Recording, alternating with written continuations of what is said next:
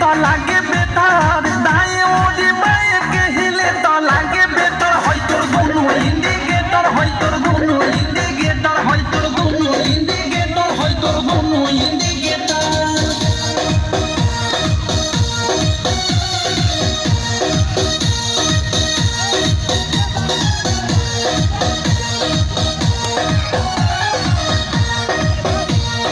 जोबन होई फ्यूज जे करबे तू यूज होय चढ़ल तोर जवानी छोड़ता काहे पानी